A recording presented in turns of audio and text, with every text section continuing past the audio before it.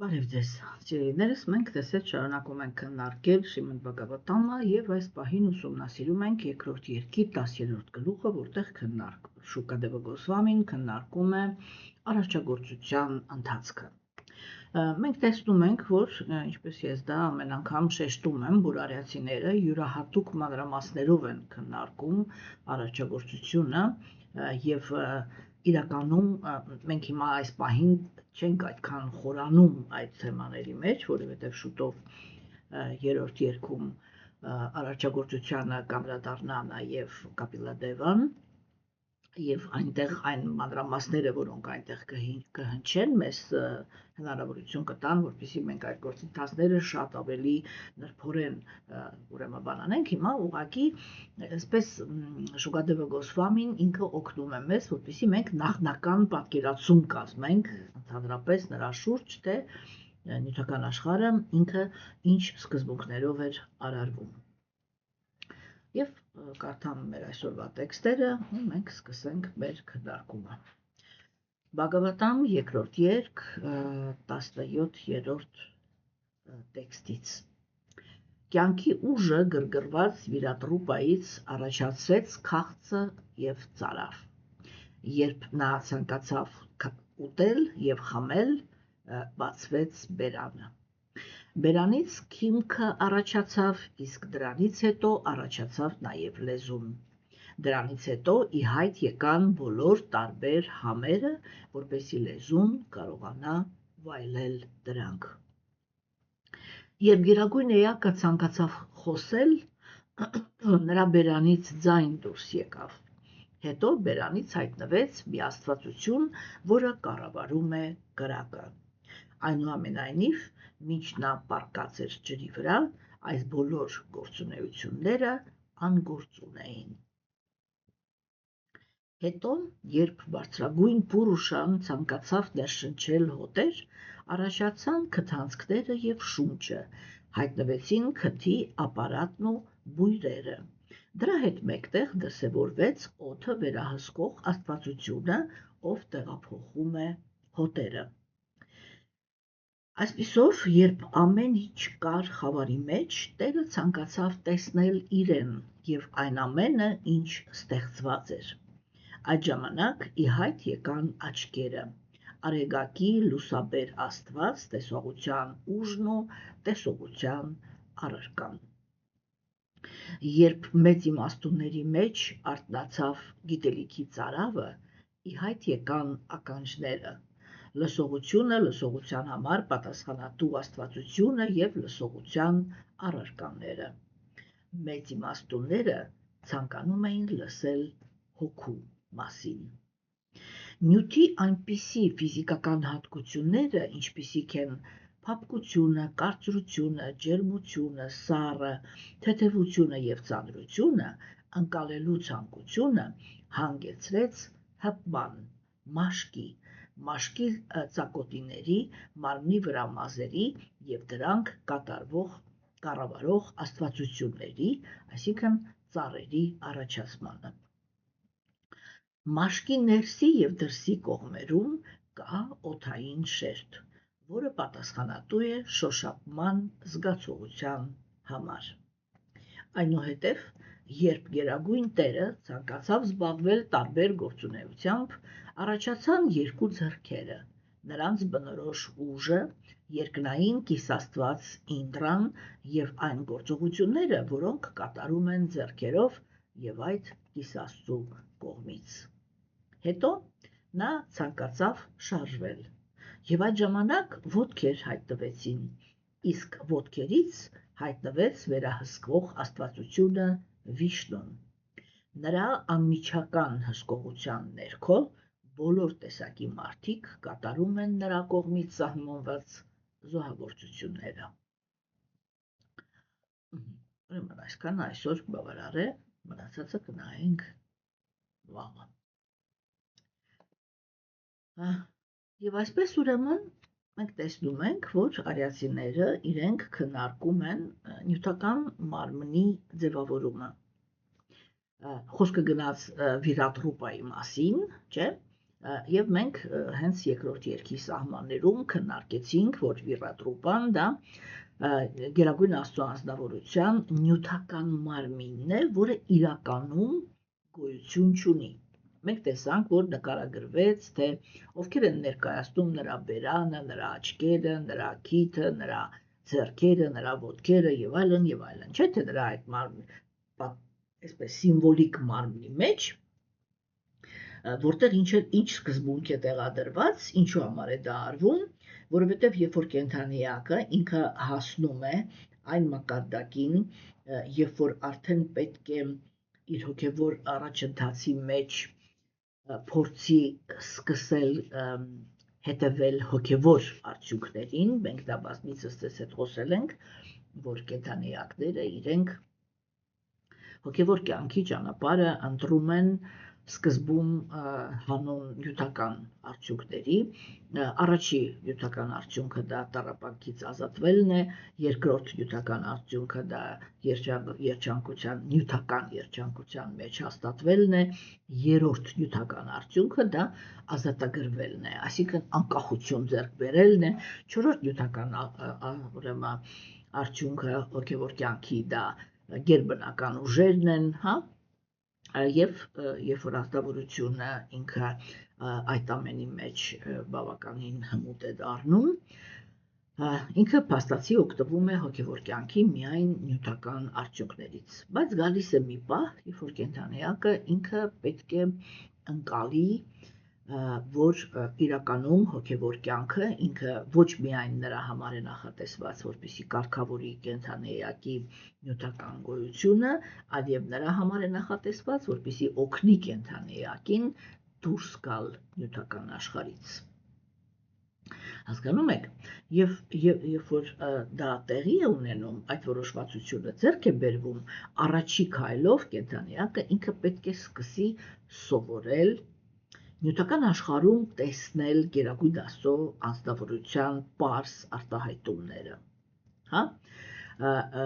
Դրանից հետո ինքը պետք է ուսումնասիրի այն գիտելիքը, որը իրան բերում է հրաժարման, եւ այդ ժամանակ է, որ կենդանիակը ինքը ճիշտ է գնահատում իր նյութական գոյությունը եւ իր առաջ է դնում հոգեվոր նպատակներ, որից ամենաառաջինը դա ուրեմն տեսեք ազատագրման նյութական արդյունքը դա անկախությունն է նյութական աշխարհում եւ այդ անկախությունը, որը ձեռք է բերում կենդանիակը, նրան շատ մեծ հաճույք է իրականում պատճառում, չէ՞։ Եվ ասենք մենք պետք է հասկանանք, որ հոգևոր արդյունքը դա նյութական էներգիայի ղեկավարության տակից դուրս գալն է, չէ՞։ Եվ ուրեմն իսկ դա տեղի է ունենում միայն եւ միայն այն ժամանակ, երբ որ կենդանիակը արժեզրկում է նյութական երջանկությունը։ Ինչ է նշանակում արժեզրկել նյութական երջանկությունը եւ ինչու է դա այդքան կարեւոր։ Որովհետեւ նյութական երջանկությունը դա այն զգացումն է, որը կենդանիակը ունենում է ինքը իրան բավարարված զգալու հաշվին։ Այսինքն դա էգոիզմի պլատֆորման ունեցող երջանկություն է։ Երբ որ մենք խոսում ենք հոգևոր կյանքի մասին, մենք հիմնականում խոսում ենք նրա մասին, որ առաջին հերթին կենդանիակը ինքը պետք է տգիտության եւ կրքերի գոյավիճակներից բարձրանա առաքինության գոյավիճակ։ Երբ որ ինքը բարձրանում է առաքինության գոյավիճակ, տրամադրությունների հոգեբանության տեսանկյունից դա այն ներքին աշխարհն է, երբ որ կենդանիակը ինքը սկսում է նկատել բոլոր մնացած կենդանիակներին եւ ինչպես Տեր Շրի Կրիշնան ինքը ասում է Բհագավադ Գիտայում, այդ մակարդակում նա հասկանում է, որ բոլոր կենդանիակները միանման ուրեմն Գերագույն Աստծո անձնավորության մասնիկներն են եւ բոլոր կենդանիակները, ինչպես եւ ինքը, հա, որովհետեւ սովորաբար երբ որ կենդանիակի ներքին պլատֆորման դա էգոիզմն է, ինքը իրականում այսպիսի մտածելակերպ ունի, որ աշխարհում ամենակարևորը դա նա է, որ ինքը չտարապի եւ ինքը լինի երջանիկ, թե այդ ընթացքում ինչպիսի վիճակում են հայտնվում իրան շրջապատող կենդանեակները, դա իրան հետաքրքրում է ուղղակիորեն այնքանով, ինչքանով որ ինքը այդ կենդանեակների գոյությունը իր համար կարևորում է։ Իսկ եթե ինքը անտարբեր է կամ առավել եւս եթե թշնաման քեզ կում այդ կենդանեակների հանդեպ, ապա ինքը ոչ միայն անտարբեր է, այլև ցանկություն ունի, որպեսզի այդպիսի կենդանեակները լինեն անհաջողակ եւ դժբախտ, չէ՞։ Եվ այդ առաջի քայլով, երբ որ կենդանեակը ինքը բարձրանում է առաքինության գոյավիճակ, ինքը առաջին անգամ ներքինից, հասկանում եք, ոչ թե ինչ-որ արտաքին մեխանիկական բաներով, այլ ներքինից սկսում է զգալ, որ ուրիշ կենդանեակները իրանման ուզում են ապրել եւ ուրիշ կենդանեակները իրանման ուզում են լինել երջանիկ եւ ուրիշ կենդանեակները իրանման չեն ուզում տառապել եւ այստեղ այդ իրանմանը ամենակարևոր տրամադրությունն է, որը եւ բարձրացնում է կենդանեակին առաքինության գոյավիճակ, որտեղ այդ հասկացողության հիմքի վրա է, որ կենդանեակը ինքը համաձայնվում է հաշվի նստել ուրիշ կենդանեակների հետ։ Մնացյալ բոլոր դեպքերում ինքը հավերժության մեջ կարող է մնալ թշնամանքի եւ կրքերի գերի։ Հաջորդ քայլով, ինչպես ես արդեն քննարկեցի, կենդանեակը պետք է գա ազատագրման։ Այսինքն հաջորդ քայլը, ես դա միշտ շեշտում եմ, որ հատուկ երջանկություն եմ ապրել, երբ որ հասկացել եմ, որ Գերագույն Աստծո անձնավորությունը կենդանեակին դեպի հոգևոր աշխարհ տանելու ճանապարհին ինքը ուրեմն շատ հետաքրքիր մոտեցում ունի, որ իր համար ամենակարևորը դա նա է, որ երբ որ կենդանեակը վերադառնում է եւ իր կախվածությունը վերադարձնում է Գերագույն Աստծո անձնավորությանը, որտեղ երբ որ ինքը չի ընդունում Գերագույն Աստծո անձնավորությանը, ինքը իր կյանքը դնում է կախվածության մեջ իր սեփական հնարավորություններից եւ այն անձնավորությունների հնարավորություններից, որոնք իր հանդեպ անտարբեր չեն, չէ՞։ Իսկ երբ որ կենդանեակը ինքը ընդունում է հոգևոր կյանքը, ինքը փաստացի իր կյանքը դնում է Գերագույն Աստծո անձնավորության ղեկավարության տակ։ Եվ այստեղ արիացիների կատարմամբ Գերագույն Աստծո անձնավորությունը ինքը ստացվում է մի անձնավորություն, որի համար դա իր պատվի հարցն է, կոպիտ ասած, որ եթե կենդանեակը իրեն վստահվել է, ինքը պիտի երջանիկ լինի։ Այսինքն չկա այդպիսի գործընթաց, որ կենդանեակը ինքը ինչ-որ մի հարցում հույս տնի Գերագույն Աստծո անձնավորության վրա, այսպես էլ իրականորեն, եւ խաբված լինի։ Այստեղ հիմա շատ հոգևոր մարդիկ իրենք ընկան հակասության մեջ, որովհետև իրենք գիտեն, որ իրանք զբաղվել են հոգևոր կյանքով եւ իրենց ցանկությունները կարող է եւ չեն իրականացել։ Եվ հիմա դուք ներքին առարկություն կարող եք ունենալ իմ խոսքերի հանդեպ, որ ես պարզապես ստախոս եմ եւ պերջացնում եմ Գերագույն Աստծո անձնավորությանը։ Բայց այստեղ հոգևոր մարդիկ իրենք սովորաբար չեն նկատում ամենակարևոր բանը, որ այդ փուլին անցնելուց առաջ Գերագույն Աստծո անձնավորությունը ինքը ինչ-որ պահանջ է դնում։ Այսինքն այո, իհարկե ինքը ունի հզորություն եւ ինքը ի վիճակի է անել ցանկացած բան։ Ինքը ի վիճակի է կատարել կենդանի էակների ցանկացած ցանկությունը։ Բայց երբ որ կենդանիակը ինքը գալիս է հոգևոր կյանք, այդտեղ մի բան է փոխվում։ Գերագույն Աստծո անձնավորությունը ըստ կենդանի էակի արժանինքների, ըստ նրա արած չարածի անցյալ կյանքերում հնարավորություն է տալիս կենդանեակին, որպեսզի ինքը իրականացնի իր ամենաայլանդակ ցանկությունները։ Այլանդակ ցանկություններ են կոչվում բոլոր այն ցանկությունները, որոնց իրականացման ընթացքում կենդանեակը հաշվի չի նստում նրա հետ, թե ում հետ ինչ է անում։ Այսինքն ում ինչքան տառապանք է պատճառում,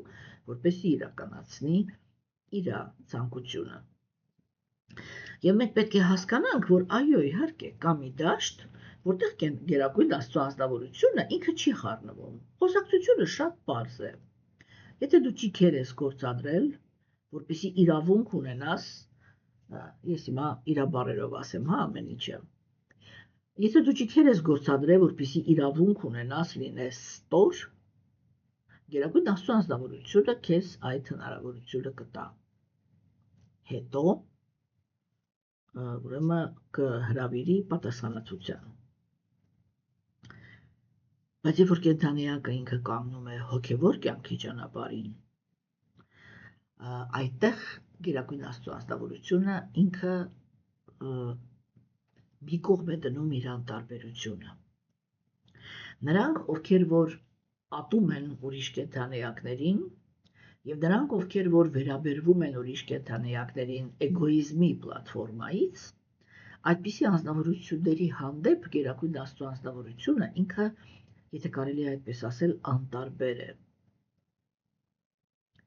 Եվ իրանց հանդեպ ինքը իրականացնում է ընդամենը մի սկզբունք՝ արդարության։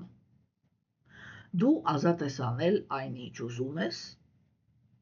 ես վերջում արդարադատություն եմ հաստատելու։ Այստեղ շատ կարևոր է, որ վերջում, որովհետև շատ հաճախ հոգևոր մարդիկ իրենք չեն ընկալում այդ թեման, այնպես ինչպես կա,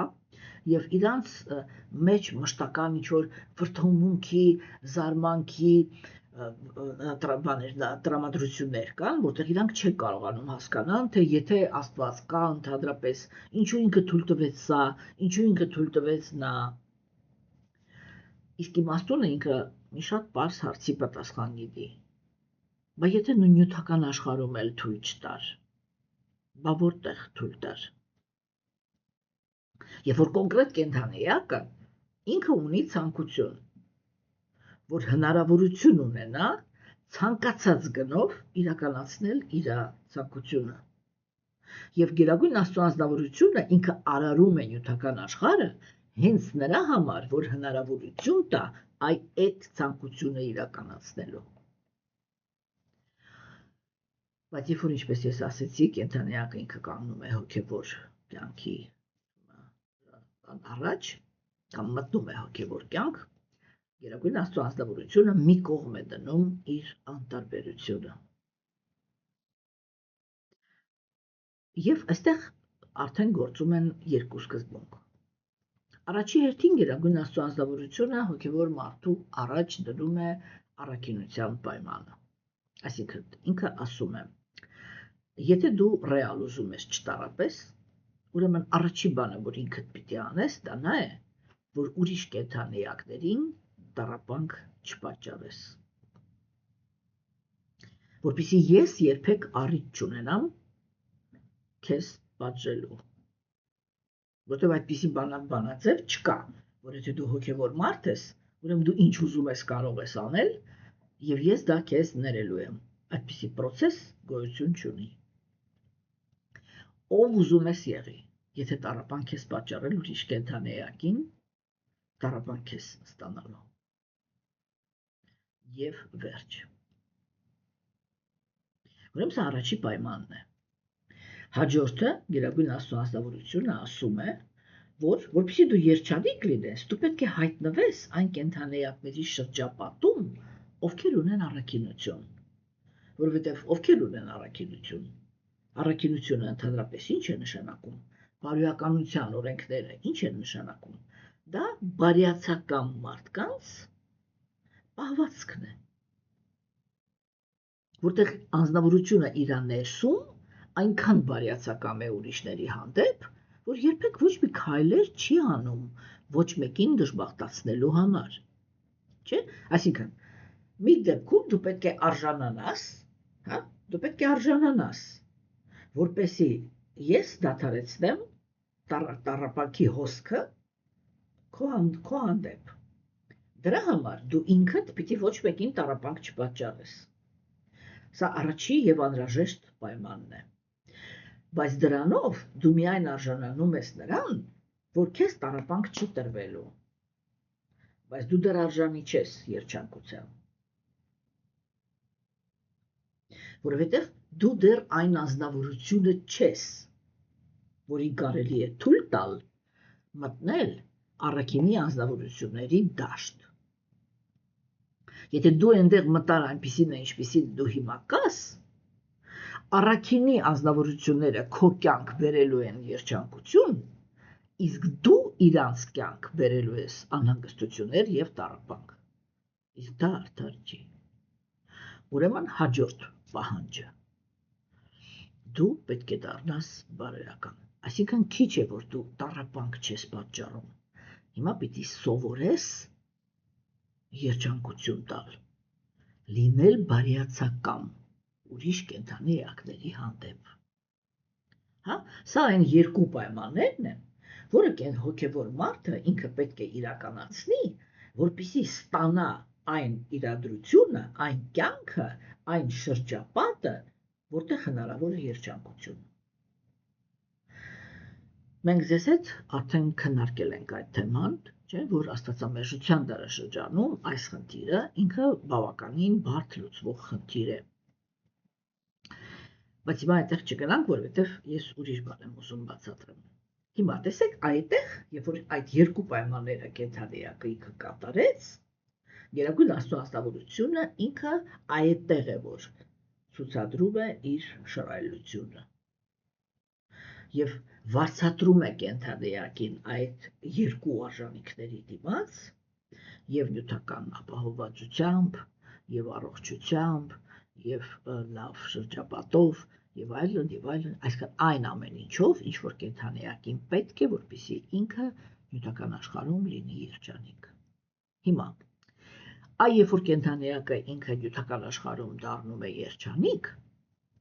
հաջորդ կյանք, այսինքն ինքը Գերագույն Աստծո աստավորությունը, մենք այս նրբությունները պիտի հասկանանք, մենք սա քննարկել ենք իրականում, հիմա կրկնում ենք, հա։ Գերագույն Աստծո աստավորությունը ինքը առաջի հերթին իր առաջ այդ նպատակն է դնում՝ վերականգնել կենդանիակի վստահությունը, բայց եւ չի զիջում իր սկզբունքները, այսինքն ինքը երբեք ստոր ցանկությունները չի իրականացնի։ Մենք միշտ պետք է հասկանանք, որ եթե մենք ինչ-որ այնպիսի բան ենք ուզել, որի հետևանքով ինչ-որ մեկը պիտի տառապի, եւ այդ ցանկությունը կատարվել է, պայմանականորեն ասած, այդ ցանկությունը կատարողը սատանան է, Աստված չի։ Եվ այդ պահից սկսած մեր աստվածությունը դա սատանան է, ոչ թե Աստված։ Եվ երբ որ մենք ասում ենք Աստված իմ, հա, եթե մենք դիմել ենք արատավոր ցանկություններով, ապա պետք է հասկանանք, որ այդ աստվածությունը դա այդ կոպիտ ասած չարիքի աստվածն է, այսինքն սատանան։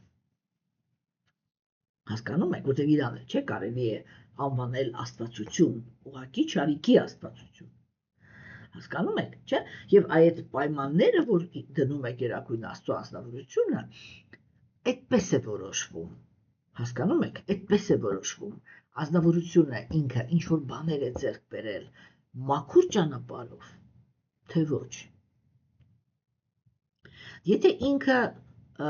մեղքեր, այսպես կոչված մեղքեր գործելով է ինչ որ մի բանի հասել, հա, դա ինքնըստինքյան նշանակում է, հասկանում եք, որ ինքը ուրեմն հովանավորված է սատանայի կողմից։ Եթե անձնավորությունը ինքը ինչ էլ ուզում է ունենա, այ ուզում է ինքը լինի աշխարհի ամենահարուստ մարդը, բայց եթե ինքը դա արել է առաքինի մեթոդներով, այդ դա նշանակում է, որ դա արդեն Գերագույն Աստծո անձնավորության կողմից է տրված, այսինքն դա արդար քրտինքով վաստակված է։ Հասկանում եք։ Հիմա այստեղ բայց մի հատ շատ կարևոր կետ է, չէ, հայտնվում։ Դա այն է, որ նախասկզբնականորեն հոգին ինքը նախատեսված է նյութական աշխարհում երանելի կյանքով ապրելու համար։ Եվ երբ որ ինքը նյութական աշխարհում ստանում է երջանկություն, ինքը իրականում իր հոգևոր աճը կանգնեցնում է։ եւ դառնում է վայելող։ Եվ այդ իրավիճակը կոչվում է դրախտային մոլորակներ։ Հասկանում եք, դրախտային մոլորակները իրենք հոգևոր աճի տեսանկյունից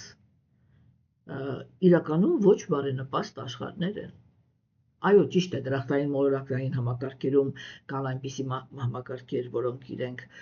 իմաստունների համար են նախատեսված, յոգերը իրենց մոլորակներն ունեն, իմաստունները իրենց, հրաժարվածները իրենց եւ այլն, բայց եթե դուք այդ ինչ որ մենք սովորաբար համարում ենք դրախտային մոլորակներ, որոնք նախատեսված են նյութական երջանկություն ապրելու համար, այդ մոլորակները իրենք շատ անբարենպաստ են հոգևոր զարգացման համար, որտեղ կենդանիակը ինքը հասնում է նրան, ինչը որ իր մոտ ստեղծում է այդ իլյուզիան, որ ինքը ունի այն, ինչի համար նախատեսված է, ինքը երջանիկ է։ Հա, ինչի համար, ինչ ճիքեր գործադրել, ինչ առաջ գնալ, ինչ եսի միջ։ Եվ այդտեղ կենդանիակը ինքը համարում է, որ նյութական բարոյականությունը բավական է երջանիկ լինելու համար։ Всё։ Եվ հենց այդտեղ է, որ Գերագույն Աստծո ազնվորությունը ինքը եթե ողորմած է, ապա սկսում է այդպիսի կենդանիակին ինչ որ անհանգստություններ տալ։ Ինչի համար, որպեսզի կենդանիակը ինքը չկորցնի այդ զգացումը, որ նյութական աշխարհը ինքը իրականում անհանգստությունների աշխարհ է։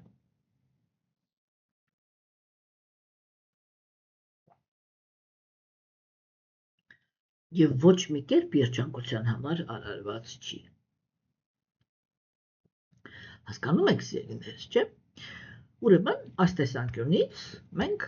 կարողանում ենք ընկալել, որ այստեղ ինքը այդ գործընթացով է առաջ շարժվում։ Բայց այդտեղ մի կարևոր խնդիր է լուծվում,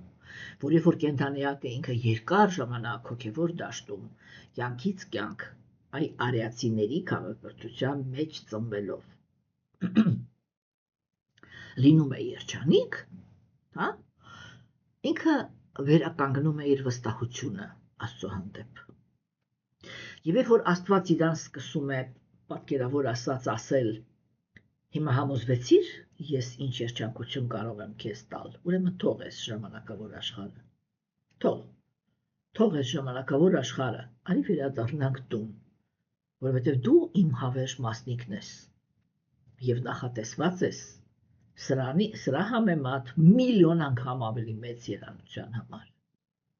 Հասկանում եք։ Եվ այդ հրաժարման ճանապարհը ինքը սկսվում է իմաստությունից, իսկ իմաստությունը ինքը սկսվում է այս յուրատրուպայից, այսինքն այդ երևակայական նյութական ֆորմայից Գերագույն Աստծո ազնվորության, մենք դրա մասին արդեն խոսել ենք այն ժամանակ, որտեղ մարդը կենդանիակը ինքը կամաց գիտելիք է ձեռք բերում առաջի հերթին, թե որտեղ է արտահայտված Գերագույն Աստծո ազնվորությունը, եւ սովորություն է ձեռք բերում նայելով այդ օբյեկտներին հիշել, որ դա յուրահատուկ կերպով ամեն ինչն է Աստված, բայց դա յուրահատուկ կերպով խոսում է Գերագույն Աստծո ազնվորության ներկայության մասին, չէ՞։ Հիմա տեսեք, այն տեքստերը, որը մենք ձեզ հետ հիմա ենք նայում, չէ, դա արդեն մենք տեսանք, որ նկարագրվեց, թե ինչպիսի հոգեբանական փոփոխությունների, ինչպիսի տրանսֆորմացիաների են ենթարկվում, այսինքն երեք ես դա էի բացատրում, չէ, որ փաստացի մենք տեսնում ենք, որ երբ որ նյութական աշխարհը պիտի արարվի, հոգեբանական տրանսֆորմացիաների են ենթարկվում եւ կենդանի էակը եւ Աստված։ Եվ Աստծո հոգեբանական տրանսֆորմացիաները իրանք ավարտվում են նրանով, որ ինքը արարչի մարմնավորումն է տալիս, որը միայնակ է, չունի անձնական կյանք եւ որի ամբողջ գոյությունը, ինքը էգոիստներին չէ պիտի սպասարկի, որի ամբողջ գոյության իմաստը դա նյութական աշխարհում ապրող կենդանի էակների գոյությունը ապահովելն է։ Այսինքն էգոիստները փաստացի ասում են. մենք քո ռեսուրսի հաշվին կծնվենք, քո ռեսուրսի հաշվին կապրենք, քո ռեսուրսի հաշվին ինչ մեզ պետք է կստեղծենք, իսկ երբ որ կգա վայելելու ժամանակը, բարի եղի ոչ մի տեղ չերևաս աչքիս։ Սա է Աստվածամերժերի խոսակցությունը ռեալ, եթե մենք իմաստով ենք վերցնում Աստծո հետ։ Հասկանում եք։ Հոգևոր մարդու մտածելակերպը ինքը այլ է։ Ինքը ասում է, ես գիտակցում եմ, որ քո ռեսուրսի հաշվին եմ շչում, քո ռեսուրսի հաշվին է, որ կամ, քո ռեսուրսի հաշիվ է, որ կարողանում եմ ինչ-որ մի բան ընդհանրապես ստեղծել, եւ դրա համար, երբ որ գալիս է վայելելու ժամանակը, արի վայելենք իրար հետ, կամ ես գոնե որպես մինիմում շնորհակալության զգացում ունեմ քո հանդեպ այն ամենի համար, ինչ դու արել ես, որպեսզի ես լինելով էգոիստ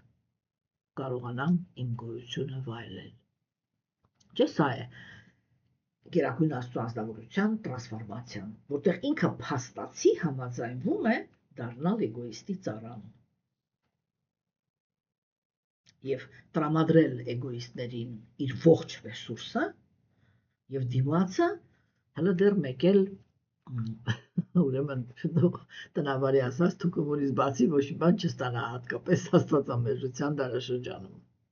Հասկանում եք, չէ՞։ Ուրեմն սա դենք շատ կարևոր բաներ են, որը մենք պետք է ընկալենք, էլի, ճիշտ վերաբերվելով, որտեղ իրականում երբ որ մենք կանգնում ենք հոգևոր ճանապարհին, չէ՞, մենք պիտի կարողանանք ճիշտ ընկալենք, թե այդ ելակետը, որից մենք սկսում ենք առաջ գնալ, դա որն է։ Հիմա այստեղ փաստացի Շուկադեվը Գոսվամին ինքը շարունակում է նկարագրել, թե ինչպես այ գերագույն Աստծո ազնվորությունը ինքը արդեն մտավ այդ տրանսֆորմացիաների մեջ, ինքը պատրաստ է 100% կենտրոնացում ունենա միայն նյութական աշխարհի վրա։ Եվ դա մենք կոչում ենք սովորաբար արարիչ, որը ինքը ոչ մի անձնական բան չունի, կյանք չունի։ Իր բոլոր շփումները պտտվում են նյութական աշխարհում ապրող կենդանեակների, խնդիրների եւ այլնի, ուրեմն կենտրոնացման շուրջ, չէ՞։ Հիմա եւ ուրեմն արարվեց, ինչպես մենք տեսանք, տարածքը, դրանից հետո արարվեց երկրորդական արարիչը, որից արդեն պետք է արարվեին կենդանեակները եւ ինքը նյութական բանականության մարմնավորումն է, դա Տեր Բրահման է, հա, եւ process-ը շարունակվում է։ Հիմա մենք տեսնում ենք, թե ինչպես է գերագույն Աստծո անձնավորությունը հոգ տանում։ Հասկանում եք, այ իրականում, չէ՞, ես մեկ ճիշտը որ ասեմ, զարմանում եմ, թե այն գիտնականները, որոնք իրենք մանրակրկիտ ուսումնասիրում են, ասենք, կենդանիների մարմինները, մարդու մարմինը, բնությունը, բուսականությունը եւ այլն, չէ՞, вообще կյանքը։ Հասկանում եք, իրականում, օրինակ ես միշտ մտածել եմ, որ ուսումնասիրելով նյութական մարմինների մեխանիզմը հնարավոր չի չգալ են հասկացողության, որ սա ինչ-որ մեկի կողմից արարված սիստեմա է։ Հայերեն սիստեմա ոնց էր։ Մի րոպե։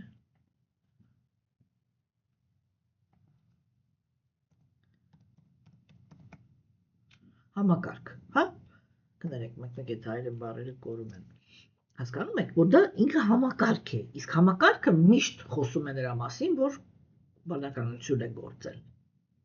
Իսկ հիմա Շուկադեվը Գոսվամին ինքը ուղղակի այսպես հերթականությամբ արդեն մանրամասնորեն քննարկում է, չէ՞, թե ինչպես է գերագույն Աստծո ազնվորությունը ինքը որոշել, թե ինչպիսին է պիտի լինի նյութական մարմինը։ Հասկանում եք։ Հիմա Այսինքն, գլխավոր սկզբունքը, ամենագլխավոր սկզբունքը, որը ամենասկզբից պետք է ապահովի, դա նա է, որ եթե ինքը արարում է այն աշխարհը, որտեղ մի կենդանեակը նախանց եւ թշնամանք կարող է, ոչ թե կարող է, այլ հենց նախանց եւ թշնամանք ունի ուրիշ կենդանեակի հանդեպ, դա նշանակում է, որ նյութական աշխարհի մարմինները պետք է լինեն խոցելի։ Այսինքն, երբ որ կենդանեակը ինքը ուզենա ինչ-որ մեկին սպանի, ինքը կարողանա դա անի։ Որտեվ ինչու գերագույն Աստծո ազնվորությունը ինքը կանգնեց նյութական աշխարհը արարելու անհրաժեշտության առաջ։ որտեղ հոգևոր մարմնի հետ նախանձը իրականացնել հնարավոր չի։ Որտեղ հոգևոր մարմնին հնարավոր չի ոչ մի անհանգստություն պատճառել։ Հասկանում եք։ Եվ ուրեմն առաջի քայլը դա է, որ մարմինը պետք է լինի ժամանակավոր, այսինքն խոցելի։ Իսկ դա նշանակում է, որ մարմնի մեջ պետք է լինեն այնպիսի օրգաններ, որոնց եթե հնարավոր է վնասել, այդ մարմինը պիտի դադարի աշխատել, որտեղ մահ դա նշանակում է մարմինը դադարեց աշխատել, սիստեման շարքից դուրս եկավ, համակարգը շարքից դուրս եկավ։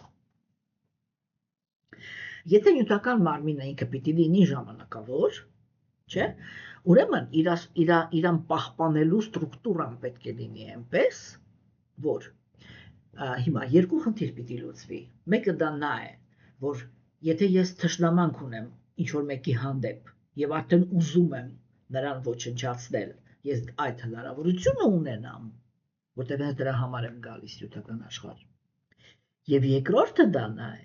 որ մարմինը ինքը պետք է լինի ժամանակավոր, որպեսզի կենդանիակը ինքը երբ որ գործողություններ է կատարում նյութական աշխարհում, հա?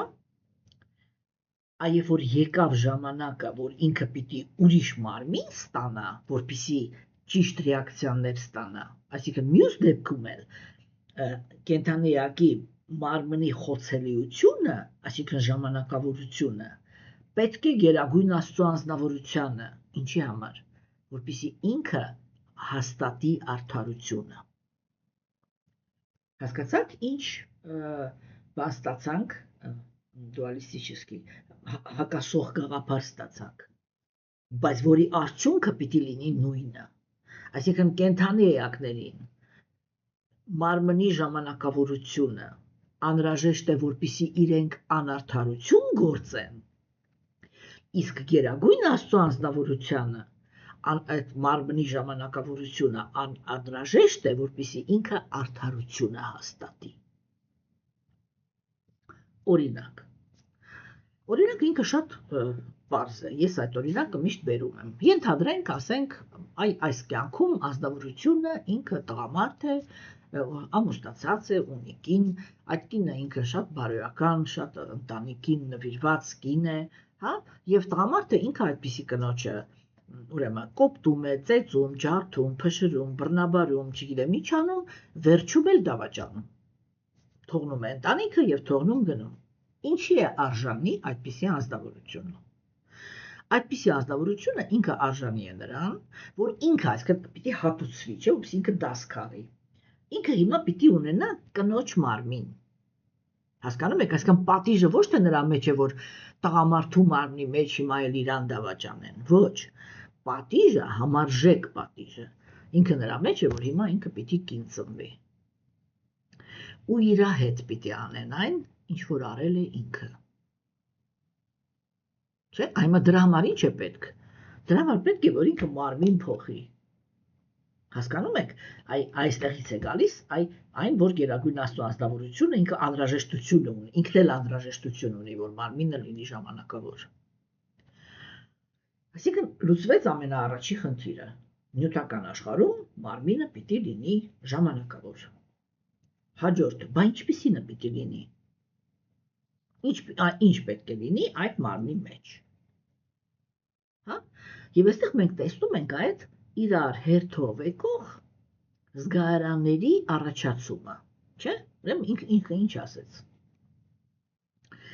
Երբ որ կենդանիակը ինքը ուզում է զգալ համ, առաջացավ բերանը, առաջացավ լեզուն, հա, այսինքն այստեղ հիմա խոսացվում է նրա մասին, թե որ երբ որ գերագույն Աստծո անձնավորությունը ինքը կառուցում է այդ մարմինը, հիմա ուրեմն կա մի հատ անհրաժեշտություն, որ այդ մարմինը լինի ժամանակավոր։ Ժամանակավոր նշանակում է, որ երբ որ գերագույն Աստծո անձնավորությունն է իրականացնում այդ ժամանակավորը, դա մենք կոչում ենք բնական մահ։ Բնական մահը դա այն մահն է, որը իրականացնում է Աստված, այսինքն երբ որ Աստված է մեզ սպանում։ Ինչպես է ինքը դա անում։ Ինքը որպես գերհոգի ներկա է մեր բանում, չէ, գիտեք ոնց է, էլի։ Ախր այդ սպանելը մենակ Աստված չի անում, էլի։ Մենք էլ ենք չի անում։ Եվ մենք ենք մեզ սպանում, եւ մեզ շրջապատող մարդիկ կամ երկարացնում են մեր կյանքը, կամ կարճացնում։ Չէ՞։ Որովհետև կա այդպիսի գաղափար, ինչպիսին է փսիխոսոմատիկան։ Եվ մեր հոգեկան վիճակը ինքը անմիջական կապ ունի նյութական մարմնի հետ։ Չէ, տեսեք, ես որ միշտ ասում եմ, որ իրականում, եթե այս սա է, էլի, որ գլխավոր գաղափարը այստեղ բոլոր տեքստերի մեջ, դա նա է, որ մենք հասկանանք, որ Գերագույն Աստծո անձնավորությունը ինքը ամենտեղ դրել է այն երևույթները, որոնց միջոցով ինքը կամ մեզ հնարավորությունը տվե, որպեսզի մենք հասկանանք, թե նյութական համակարգը ինքը ինչպես է աշխատում։ Օրինակ փսիխոսոմատիկան։ Եվ ես ասել եմ, ասում եմ ու ասելու եմ, փսիխոսոմատիկայի գիտելիքը դա ժամանակակից հոգեբանների գիտելիքը չի։ Այդ գիտելիքին տիրապետում էին արիացիները, արիացիներից հետո տիրապետում էին չինացիները։ Եվ հետո նոր միայն ժամանակակից քաղաքակրթությունը։ Հասկանում եք, չէ՞։ Եվ տեսեք, ասենք սիրելիներս, էլի, այս ամեն ինչի մեջ, չէ՞, մենք տեսնում ենք, որ Գերագույն Աստծո անձնավորությունը ինքը համ մարմինը ինքը ժամանակավոր է, եւ դա նշանակում է, որ ինքը իրանով արդեն մաշվելու հատկություն ունի։ Թեկուզ մենք ունենք նյութական աշխարհում եւ հակառակ օրինակը։ Որն է այդ հակառակ օրինակը։ Հակառակ օրինակ ինքը կայանում է նրանում, որ օրինակ դրախտային մոլորակներում, չէ՞, կենդանի էակների մարմինները չեն ծերանում։ Հասկանում եք։ Իրանք չեն ծերանում։ Իրանք մահանում են այն ժամանակ, երբ որ ուղղակի կատարում են այդ մարմնի նախասահմանումը։ Այդ թե ինչքան է իրանց տրված, օրինակ ասենք, կենդանի էակը ինքը այս միջին մոլորակներում, մեր մարդկային մոլորակներում, ասենք, հոգևոր դաշտում է, կատարում է բոլոր զոհագործությունները, պահպանում է բարոյականության օրենքները եւ ինքը արժանանում է, օրինակ, 10,000 երկնային տարի ապրել դրախտում։ Ինքը ծնվում է դրախտում, ունենում է շատ գեղեցիկ մարմին, վայելում է դրախտը, չի ծերանում, չի հիվանդանում, այլ մահանում է այն պահին, այդ այնց երիտասարդ, երբ որ լրացավ 10,000 տարին։ Հասկանում եք, այդպիսի գործընթաց էլ կա, բայց այդ որ ռիսկի մահանում է, այդ դա էլ է, չէ, Գերագույն Աստծո անձնավորությունը անում իրականում, դրական իր ձեռքի մեջ կա չակրան, այսինքն ժամանակի սիմվոլը եւ կա գուրզը։ Հիմա տեսեք սերներ, չէ, բայց երբ որ մենք հիմա այս բաները նայում ենք, չէ, հերթականությունը, ասենք, հիմա ինքը նկարագրեց Շուկադեվը Գոսվամին, թե ինչպես առաջացան զգայարանները։ Հասկանում եք, եւ ինքը ինչ արեց։ Ինքը ասեց, ուրեմն այդ համակարգը մարմինը ինքը նախատեսել ապրում է նրա հաշվին, որ պիտի սնունդ ստանա։ Եվ այստեղ մենք ձեզ հետ ստանում ենք նյութական աշխարհի ամենադաժան օրենքը,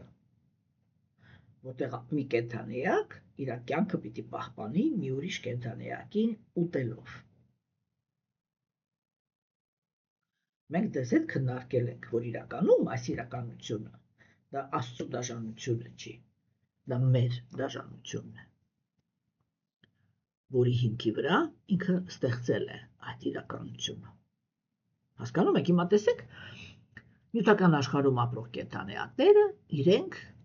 հոգեբանորեն հաճույք են ստանում, երբ որ, եթե ես բառը երևույթը իր բառով անվանեմ, կներեք ինքը մի քիչ կոպիտ բառ է, բայց պիտի ասեմ, չէ՞։ Ուրեմն իրանք հաճույք են ստանում նրանով, որ խժռում են ուրիշի մարմինը։ Եվ Գերագույն Աստծո անձնավորությունը, որը ինքը համաձայնություն է տվել կենդանեակների էգոիզմի համար աշխարհ ստեղծել, ինքը այդ հնարավորությունը իրանց ընձեռնում է։ Խնդրեմ, դուրս է գալիս արա։ Հասկանում եք, չէ՞։ Եվ տեսեք, ասենք, եւ ինքը ինչ է ինքը մտածել, որ այ հիմա կենդանեակի մարմինը ինքը պետք է ուտելիք ունենա, բենզին էլի, այ, զապրավկա։ Ինքը պետք է ամեն օր պիտի իր զապրավկա անի, որպեսզի ինչպես մեքենա, չի պիտի ամեն օր բենզին լցնես, որ կարողանաս քշես։ Կամ ասենք, չգիտեմ, 3 օրը մեկ կամ մի շաբաթը մեկ, չգիտեմ, ով ինչքան քշում է։ Հիմա նյութական մարմինը ինքը նույն սկզբունքով է։ Այսինքն հակառակը մեքենան նյութական մարմնի սկզբունքով է աշխատացրած, չէ՞։ Եվ տեսեք, ասենք, հիմա մենք տեսնում ենք, թե Գերագույն Աստծո անձնավորությունը ինքը մի կողմից, ասենք, այդ հոգեբանական սկզբնակետը իրականացնելու համար ինքը հասկանում է, թե ինչ համակարգ պիտի գործի, չէ՞։ Բայց մյուս կողմից էլ ինքը ոչ մի վայրկյան չի դադարում հոգ տանել նրա մասին, որ կենդանիակը մնա վայելող։ Հասկանում եք։ Եվ որն է, ասենք, ինքը ինչ է տալիս։ Ինքը տալիս է, օրինակ, այսօր խոսացվեց բերան։ Հա, բերանի մեջ կա քիմքը, կա լեզուն, կա թուքը։ Եվ երբ որ այդ թուքը ինքը խառնվում է լեզվի վրայի համի ռեցեպտորների հետ, չէ, կենդանիակը ինքը զգում է համ։ Բայց տեսեք, նյութական աշխարհը իր հերթին ունի 3 գոյավիճակները, չէ, գունանները։ Եվ սա նշանակում է, որ եթե կենդանիակը ինքը գտնվում է տգիտության գունայի ազդեցության տակ, չէ, իրան դուր են գալիս կոպիտ համերը։ Այսինքն, Գերագույն Աստծո անձնավորությունը նյութական մարմնի մեջ դնում է հնարավորությունը եւ մնում է նեյտրալ, թե կենդանիակը այդ հնարավորությունը ինչպես կօգտագործի։ Չէ՞, որտեղ մենք ինչ ենք ասում, Գերագույն կենդանիակները իրանք ինչպես են գալիս նյութական աշխարհ։ Մենք ասում ենք, չէ, արիացիները պնդում են, որ իրանք գալիս են նյութական աշխարհ, որ իրականացնեն անկախության գաղափարը։ Եվ մենք հիմա ձեզ հետ տեսնում ենք,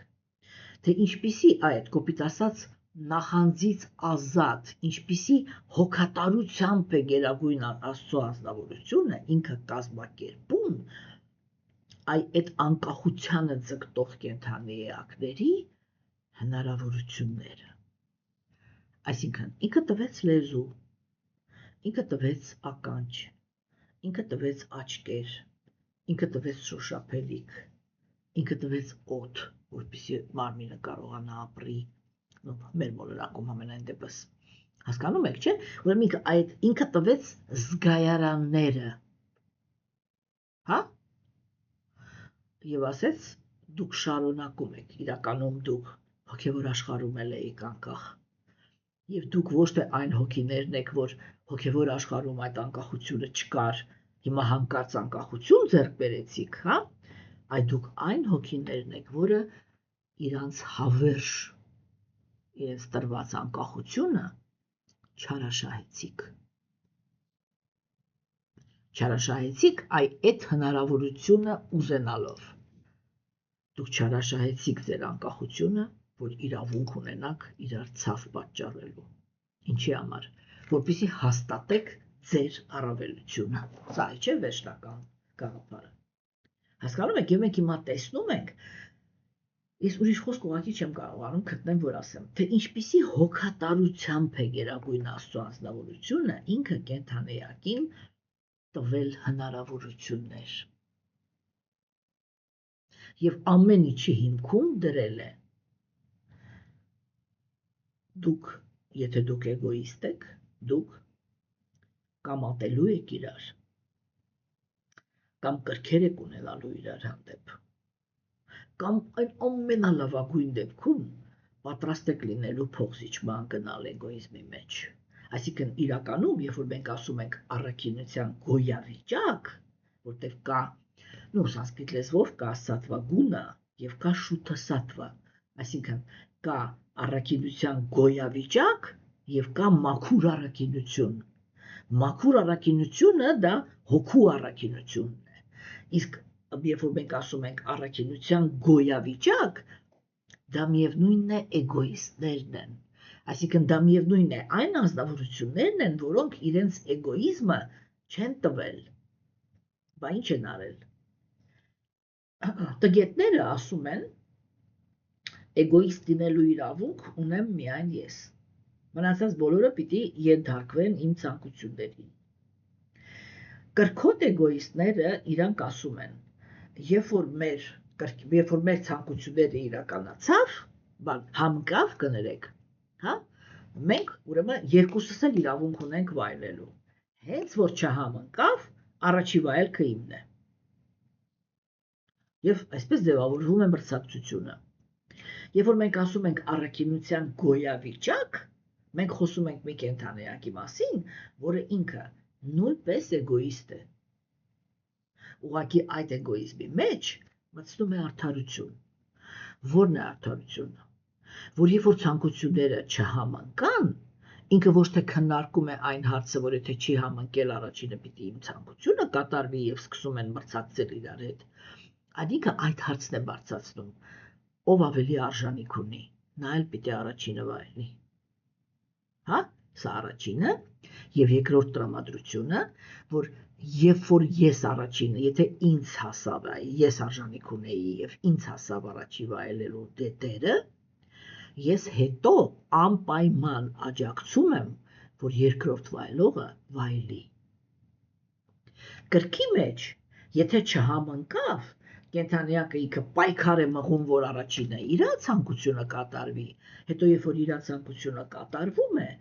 երկրորդ վայելողին ինքը ասում է, բայ գիտես, էլ հավես չունեմ այդտեղ ճիքեր գործադրեմ, ինձ համար այդ վայելքը այլևս հետաքրքիր չի, գնա ուրիշի հետ բավարարի։ Այսինքն ինքը երկրորդ վայելողի հերթը չի տալի։ Հասկանում եք, սա է, չէ՞։ Դրա համար մենք պիտի հասկանանք, որ առաքինության գոյավիճակի ազդեցության տակ դա նույն էգոիստներն են։ Եվ գերագույն Աստծո ազնվորությունը ինքը բոլորին տալիս է մարմին եւ հնարավորություններ։ Եվ օրինակ այդ նույն բերանը, այդ նույն լեզուն ինչ որ մեկին դուր է գալիս հումարյան համը։ Եվ գերագույն Աստծո ազնվորությունը ասում է եղավ, ուրեմն դու ծնվում ես կենդանական աշխարհում որպես գիշատիչ։ Ես քեզ տալիս եմ չանգեր, ես քեզ տալիս եմ ժանիքներ, փրթի կարա այդ մարմինը եւ հաճույք ստացի, որ կարողանում ես մխրճվել նրա դիակի մեջ եւ խմել նրա արյունը կամ ուտել նրա միսը։ Հա, ինչ որ մեկը այդ նույն զգայարանը օգտագործում է, ասում է, վայ, չէ, ես չեմ ուզում ոչ մի կենդանեակի վնաս պատճառեմ։ Հա, ես կուտեմ պտուղներ, որտեղ ոչ մի կենդանեակ չի տուժում։ Որտեղ եթե ես ընդամենը ծառից պտուղ եմ քաղում, ծառը ինքը կենդանի է մնում։ Ես օգտվեցի միայն պտուղից։ Հասկանում եք, չէ՞։ Եվ ասենք, այդ ամեն մեկը ունի իր նախընտրությունները, կախված նրանից, թե ինքը որ գոյավիճակի ազդեցության տակ է գտնվում։ Հիմա մենք բոլորս ունենք աչքեր։ Բայց ինչ որ մեկը ինքը սիրում է օրինակ նայել, չգիտեմ, սարսափի ֆիլմեր։ Իսկ ինչ որ մյուսը սիրում է նայել ռոմանտիկա։ Իսկ ինչ որ մյուսը սիրում է նայել փիլիսոփայություն։ Հա, այսինքն ինչ որ մեկը ինքը սիրում է, եւ ինքը տգիտության մեջ է, ինքը սիրում է տեսնել բռնություն, ինքը սիրում է տեսնել դաժանություն, չէ՞։ Ինչ որ մեկը ով կրքերի մեջ է, ինքը սիրում է տեսնել կրքերի համընկնում։ Իսկ նա որ առաքինության մեջ է, սիրում է տեսնել արարչագործություն, արարելու process-ներ։ Այսինքն այ գերագույն Աստծո ազնվորությունը ինքը այսպես հոգատարորեն տվել է հնարավորությունը եւ պահպանել կենդանեակների ազատությունը, ինչպես ուզում եք, ինչի վրա ուզում եք, նրա վրա էլ ծախսեք ձեր նյութական մարմնի հնարավորությունները։ Սրա մասին էին մեր այսօրվա կարդացած տեքստերը, հա, եւ մենք տեսնում ենք, թե ինչպիսի հոգատարությամբ է դա հիմա դառնում։ Երկրորդ բանը, որի վրա մենք պետք է այստեղ ուշադրություն դարձնեինք, դա մի շատ կարևոր կետ էր, որ եթե դուք նկատեցիք, ուրեմն ամեն զգայարանը արարելուց հետո, հա, այսինքն վիրատրուպան այդ բանն էլի հորինված տեսքի բանն է, չէ՞, հիմա ինքը բանանում քննարկում, որ այնքը բան էր, մութ էր, նյութական աշխարհը ինքը մութ է, սա բացարձակ մթի աշխարհն է, չէ՞, ինքը ուզեց տեսնի։ Այսինքն ինքը հասկացավ, որ որպեսզի մա կենտրոնական այս աշխարհում գործի, ինքը պետք է կարողանա այս աշխարհը ընկալի, եւ այդ ընկալելը դա աչքերն են։ Հոտ քաշելը քիթն է, ձայն լսելը ականջն է, չէ՞։ Եվ ասենք այդ զգայարանները սկզբում արարվեց զգայարանները, ոչ թե ֆորման, այլ զգայարանները։ Մարմնի ֆորման որոշվում է նրա ճակատագրով։ Մեկը ստանում է, չգիտեմ, մկան ֆորմա, մյուսը ստանում է մարդու ֆորմա, մյուսը ստանում է կիսաստվածի ֆորմա, բայց բոլորը ունեն զգայարաններ, այսինքն զգայարանը ինքը առաջնայինն է։ Այս սկզբունքն է հիմա քննարկվում, որ սկզբից Գերագույն Աստծո ազնվորությունը ինքը ոնց որ այդ զգայարանի գաղափարն է առաջ քաշում, հետո նոր ամեն մի համապատասխան այդ զգայարանները բաշխում է համապատասխան մարմինների մեջ։ Եվ հաջորդ խնդիրը, որը այստեղ քննարկվեց, որ ինքը շատ կարևոր էր, դա նա է, որ բոլոր զգայարանները արարելու վերջում ծնվում էր այն աստվածությունը, որը այդ երևույթի ղեկավարն է։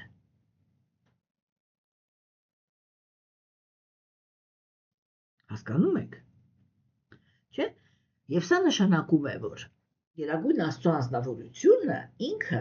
նյութական աշխարհի ղեկավարությունը հենց ամենասկզբից, հասկանում եք, նյութական աշխարհի ղեկավարությունը միանձնյա իր վրա չվերցրեց։ Ինքը բաշխեց։ Հա, եւ ամեն մի երևույթը աստյութական աշխարհում իր վերջում ունի իր կիսաստվածը, որը ինքը այդ ֆունկցիայի համար պատասխանատու է, հա, եւ եթե մենք արդեն հասկանում ենք այդ թե որ կիսաստվածը, ինքը որ կիսաստվածն է եւ ինչի համար է պատասխանատու, չէ՞, օրինակ տեսեք հին աշխարհներում շատ կան, չէ, այդպիսի քաղաքակրթություններ, որտեղ արևը ինքը յուրահատուկ աստվածություն էր։ Ինչու՞, որովհետև արևը ինքը հիմնական գիտելիքի աղբյուրն է։ Արևի միջոցով է, որ մենք տեսնում ենք աշխարհը։ Այսինքն ընկալում ենք այն բազմազանությունը մեզանից բռնած, որի մեջ մենք նստած ենք։ Հասկանում եք, սիրելիներս, չէ՞։ Ուրեմն ինքը այս բաները իրենք շատ կարևոր կետեր են։ Հիմա տեսեք։ Ուրեմն հիմա մենք այստեղ տեսանք, որ թե ինչպես է Գերագույն Աստծո անձնավորությունը հոգ տանում դրա մասին, որպեսզի կենտրոնակը ինքը կազմակերպում է հիմա այդ բանը, չէ՞, թե որտեղ ինքը ինչ ասեց, ամեն մի փուլում ինքը ասեց, առաջացավ զգայարանը, աստվածությունը, որը այդ զգայարանը աշխատացնում է, եւ այն օբյեկտը, որը այդ զգայարանը պիտի ընկալի, աչքը պիտի ընկալի ֆորման, ականջը պիտի ընկալի ձայնը, լեզուն պիտի ընկալի համը, քիթը պիտի ընկալի հոտը, չէ՞, մաշկը պիտի ընկալի ստրուկտուրան, էլի, թե ինքը ասեք տաք է, սառն է, հաճելի է, հաճելի չի, բան է, հարթ է, թե հարթ չի եւ այլն, չէ՞։ Ու տեսեք, ասենք, հիմա արիացիները իրանք ինչպիսի մանրամասնություն գիտեն։ Իրանք ասում են կաշվի եւ կոպիտ ասած մսի արանքը կա օդի շերտ։ Այդ ծակոտիների միջոցով անցնող։ Ու բարձր չէ, որ այսքան շերտ չի, էլի շատ բարակ բանի մասին է խոսքը։ Այսինքն կա օդ։ Հա, եւ շոշափելիքը ինքը աշխատում է մաշկի եւ օդի միջոցով։ Այսինքն նրբություններ են իրանք հասկանում։ Չէ՞, ու ասենք բարձ է, որ ասենք կապիկն էլ է հասկանում, որ ցերեկ է գալիս, ինքը տեսնում է։ Ոչ թե հասկանում է, այլ ինքը դրանից օգտվում է։ Չէ՞։ Բայց ասենք այդ կապերը իմինը ձևավորումը, որ աչքը ինքը նախատեսված է ֆորման տեսնելու համար, չէ՞, այդ բառակապակցությունները, որոնք շարվում են, թեկուզ թվում է, որ հա ինչ դա ակնհայտ է։ Չէ՞։ Բայց օրինակ եթե մենք հետևենք Դարվինին եւ հավատանք, որ կապիկից ինչ-որ մի պահ եղել, որ կապիկից նոր ենք ծնվել, այդ կապիկից վերափոխվել մարդուն մեր մտքով անցնում էր, որ աչքը արևի հաշվին է տեսնում,